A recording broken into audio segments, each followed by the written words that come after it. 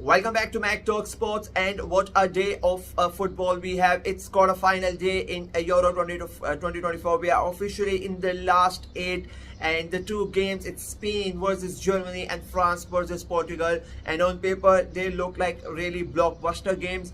But what we have seen in the tournament, the expectations are quite different from both set of games. I mean, you have Spain versus Germany, which I think it's going to be quite an open game. It's going to be an end-to-end stuff. You are going to see a lot of goals. You have the highest scoring team in Germany, and one team with 100% record, the only team till now to have the 100% record in Spain, versus France and Portugal. Again, then it's France versus Portugal. Both teams have performed they have not performed to the level that you expect from them. They have been very underwhelming, lethargic. Like it looks like there are no goals in them, and it is quite several because of the talent that both these teams have. The way they have performed has been really good. So let's get right into it. We're gonna start with Spain versus Germany. Spain, as I said, 100% record, the only team to have win 4 games, and they have scored goals for fun as well. Their midfield, Fabian Ruiz, Rodri, Lamine Yamal, Nico Williams, they have all been really good. Alvaro Morata is playing as the sole striker, and the way that they change themselves, he comes back sometimes, and Jamal sometimes goes in, Williams takes the place, Ruiz goes in there, and like it's a very perfect system that they have had there, and it has really helped them in the tournament. And I think as I remember in the preview of the first game, I said what's gonna help them in this tournament is that first that they are a very young team, and second that they are not under the radar, because before the tournament started, everybody's favorites, the people that were talking about, were Portugal, France, England, Portugal, France, England. That these three teams were talked about a lot, and Spain were quite under the radar. And I said that it would really help them to stay under the radar. And because they have a young team, so not to have that pressure on them at such an early stage would help them, and it really has. They have been free to play. They have been given the freedom to play the way they want. The weight of expectations has not been on them up until now, and I think from there and from here it is it gets serious. Like now, from now on, everybody's talking about, you cannot hide away from the media's eyes or public. Everybody's now looking at you. You are now at the stage where the best teams are here at the competition. So now is the time, like when the players who have been really good need to step up even further, and like the talent is there for everybody to see.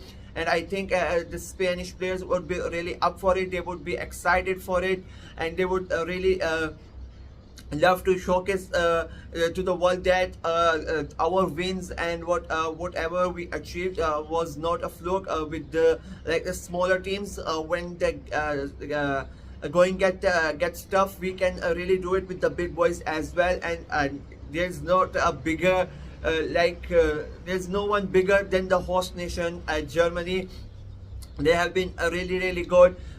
They got a bit lucky to not lose against Switzerland and managed to finish the group as the group leaders. But apart from that, one blip, they have been really good. They were sensational against Denmark. I mean, they did not let Denmark play in that game, and even in the group stages, they have been scoring goals for fun. Fuller, Reitz, Gundogan, and then Jamal Musiala, who I think has been at the moment a player of the tournament. In my opinion, he has been really good. And the way that he controls the game, the way he makes Germany ticks, I mean, it's really good to watch, especially at such a young age, to have the vision and the ability to control the entire game is really good. And the best thing that Germany, basically just like Spain, they were not one of the contenders to win the tournament. The expectation for them was basically the last 8, or let's say even maybe a semi-final, because people really did not expect them to do that much good. but they have shown that they are one of the teams that could go on and win it. I mean, I'm personally very sad that we are seeing this game in the quarterfinals itself. I would have loved to see them in a semi-final or even in a final, because of the way that both of them have played. They have been the teams in the so-called bigger teams that you want to watch them play. Apart from like the remaining big teams, your Portugals, your France, and your Englands, all of them have been really bad. You don't want to sit back and watch their games because of how bad they have played and how boring their games have been. So to have this match this early on is a bit like sad as a football fan, but what you can do. Germany, the biggest advantage I think that they have is that they are the home nation. You know the fans are going to be right behind them, and I think their squad has a bit more experience as compared to the Spanish side, so that could come in handy. But again, you're playing at such a big tournament, such a big match, so and you have this expectation from the home side that you need to win. Sometimes that can backfire as well, but I think the Germans, they always do really good when the tournaments are held at their home country. So and that is the reason that I have gone with this prediction. I think it's going to be a very entertaining game, full of full of action and end-to-end stuff. A lot of chances being made from both sides. Initially I wanted to go 2-1, but then I have changed my mind. I am going with a 3-2 extra time win for the Germans. I think it's going to be 2-2 at full time, and then in the second half of extra time, Germany, they clinch the goal. I'm not going to say who scores the goal, but I think they will clinch the goal at the second half of extra time, and they are gonna win and move to the semi-final. And Spain, unfortunately, despite being undefeated, despite being really good the entire tournament, I think will go out at this stage. Moving on to the second game, it's France versus Portugal. And as much as I think we are going to enjoy the first game, we are going to be bored to death in this game, because both of these teams have been really terrible. They have not played at the level you expected them, and I have said this continuously, that Didier Deschamps is very lucky that all the media attention, all the circus is basically concentrated towards Gareth Southgate and England, and people are not really paying attention towards France and Didier Deschamps because they have been abysmal.